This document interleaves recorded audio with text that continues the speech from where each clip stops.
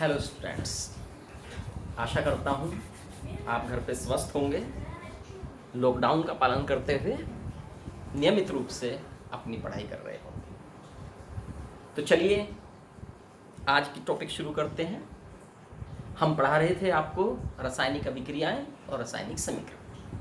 इसमें आप जान चुके हैं कि रासायनिक समीकरण को कैसे लिखा जाता है, कैसे उन्हें संतुलित किया जाता है और क्या क्या जानकारी हमें रासायनिक समीकरण से मिल सकती है।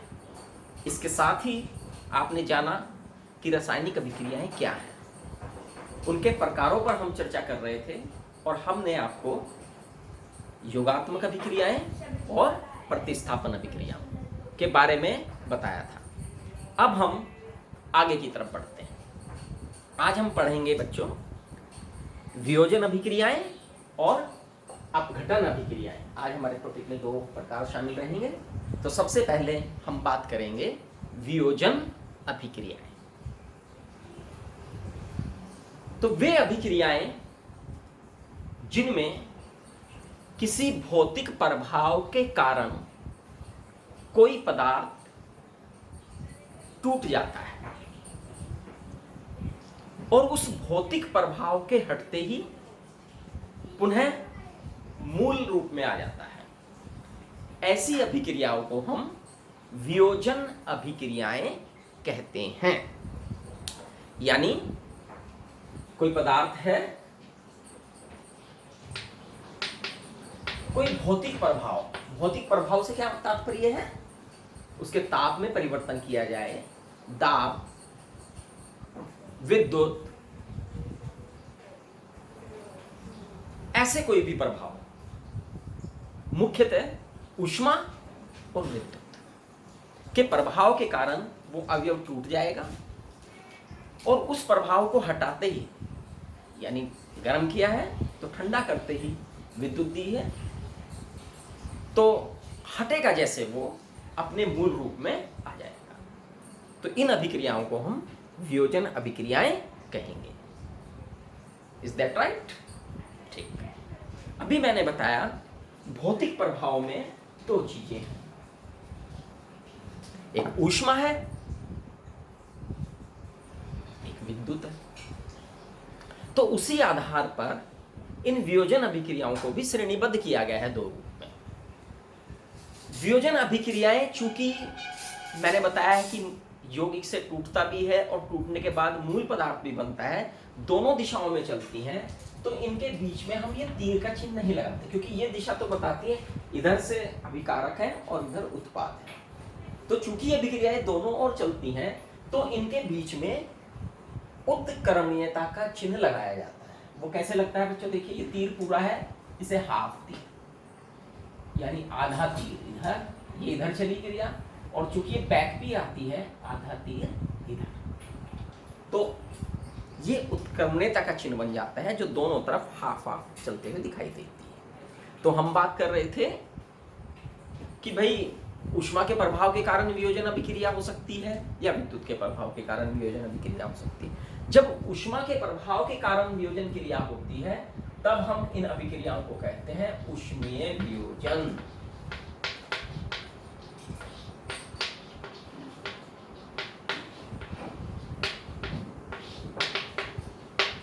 ऊष्मीय वियोजन।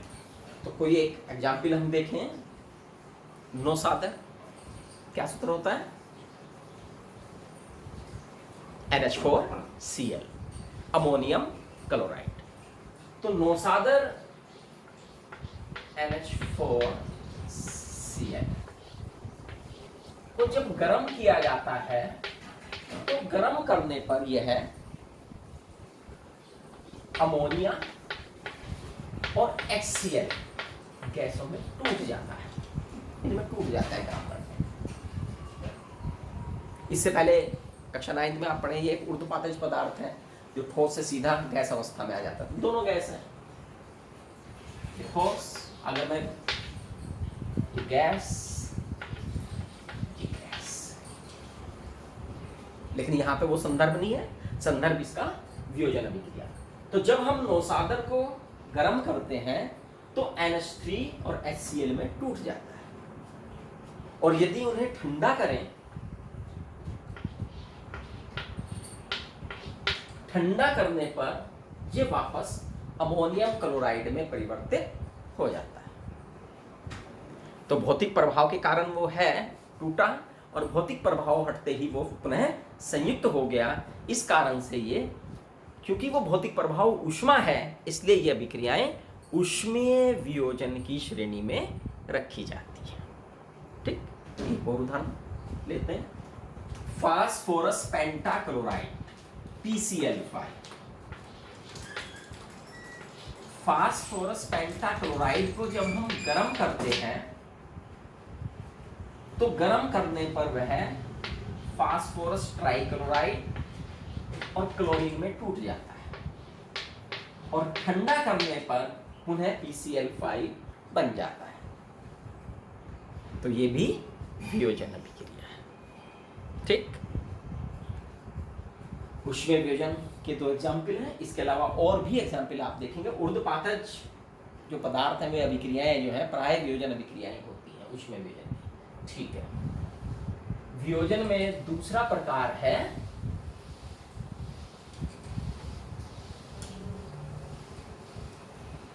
आयनिक वियोजन का।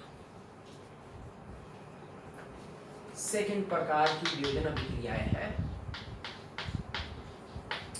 आयनिक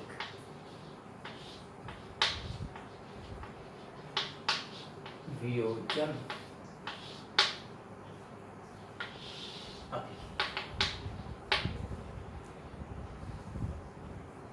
स्टूडेंट्स, जब किसी वैद्युत अपघट्य पदार्थ को, क्या शब्द प्रयोग किया मैंने?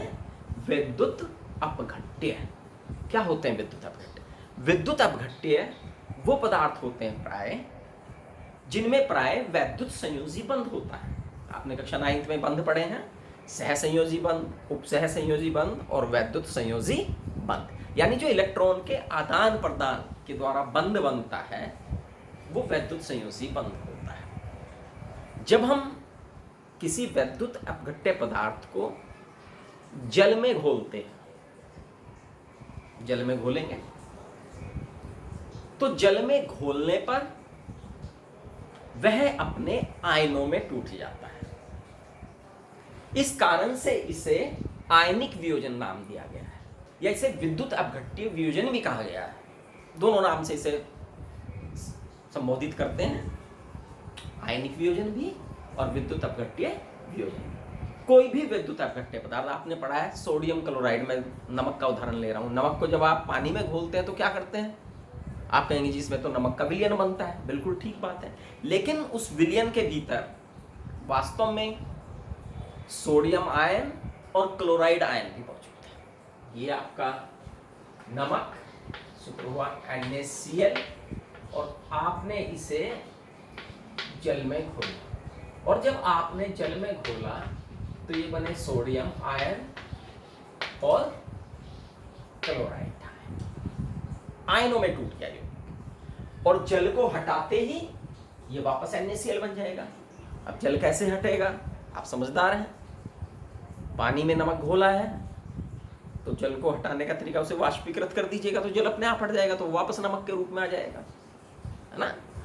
तो जल की उपस्थिति में आयनों में टूट गया, जो वैद्युत संयोजी बंध था वो टूट गया और ये आयन बन गए। ये कौन सा आयन है? धन आयन, इसके ऊपर धन आवेश है। ये ऋण आयन, अगर हम इनके नाम लिखे, धन आयन का नाम क्या है? सोडियम आयन, और ये क्लोराइड आयन, और ये सोडियम क्लोराइड। हालांकि जितना आप नमक लेते हैं और घोलते हैं वो सारा का सारा आयनिक नहीं होता।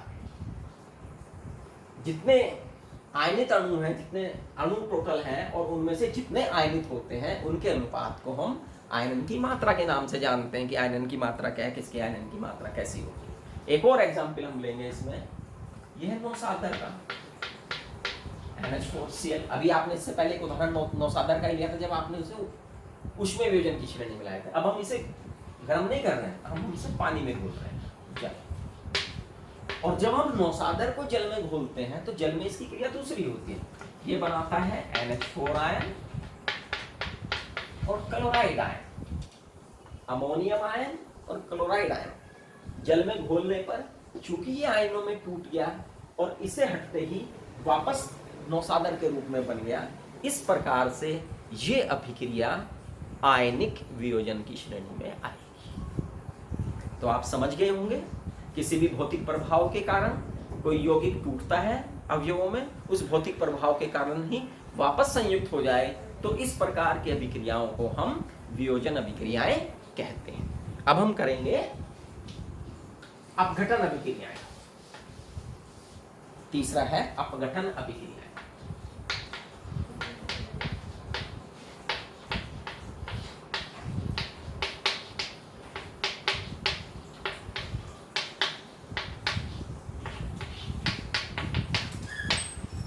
तो अपघटन अभिक्रियाएं क्या है स्टूडेंट्स, इसको भी परिभाषित देख लेते हैं, परिभाषा में बांधते हैं। वे अभिक्रियाएं जिनमें कोई यौगिक भौतिक प्रभाव के कारण अवयवों में टूट जाता है।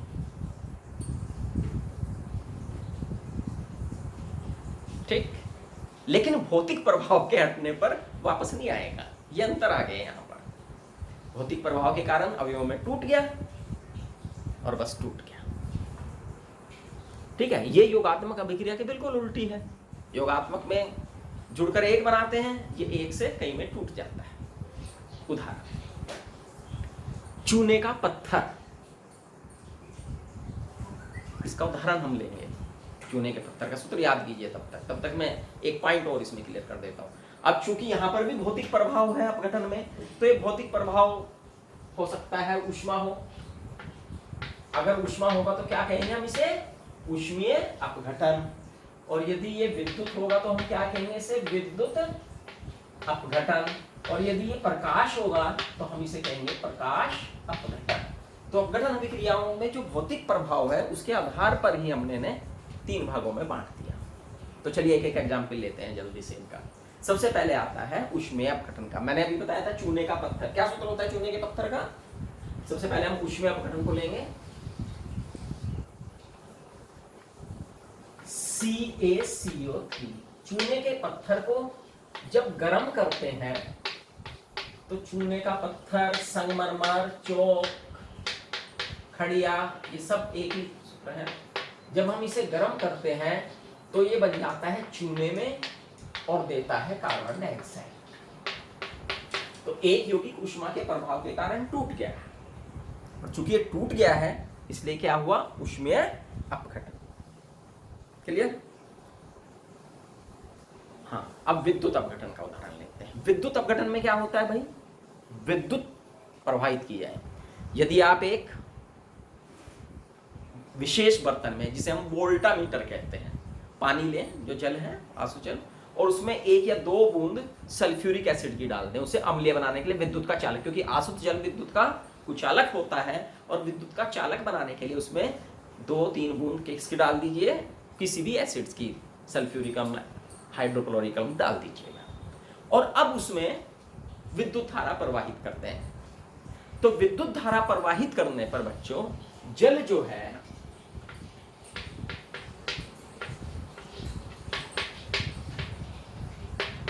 अपने अवयव हाइड्रोजन और ऑक्सीजन में टूट जाता है। तो विद्युत के प्रभाव के कारण यौगिक टूट गया। ये एक क्रिया विशेष प्रकार के बर्तन में की जाती है, मैंने कहा जिसे वोल्टामीटर कहते हैं।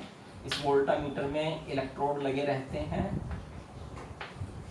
कैथोड एनोड, और यहाँ पर जल है, इसके ऊपर एक, और जब हम विद्युत धारा प्रवाहित करते हैं इससे टर्मिनल से जोड़ के, तो ये पानी जो है टूट जाता है, H2 और O2 इसमें प्राप्त होती है, तो इसे वोल्टामीटर कहते हैं। तो ये विद्युत अपघटन अभिक्रिया है। क्लियर। अब आती है तीसरी अभिक्रिया, प्रकाश अपघटन। प्रकाश क्या है, जो प्रकाश के प्रभाव के कारण हो जाए। आपने देखा सिल्वर के जो साल्ट होते हैं, सिल्वर क्लोराइड है, सिल्वर ब्रोमाइड है, जैसे ही सूर्य के प्रकाश के संपर्क में आते हैं तो वो अपघटित हो जाते हैं। LaGCl, सिल्वर क्लोराइड को जब हम सूर्य के संपर्क, प्रकाश के संपर्क में लाते हैं तो ये सिल्वर प्लस शेड, ये सफेद चमकदार रंग का है और ये हमें ग्रेइश कलर में प्राप्त हो जाता है।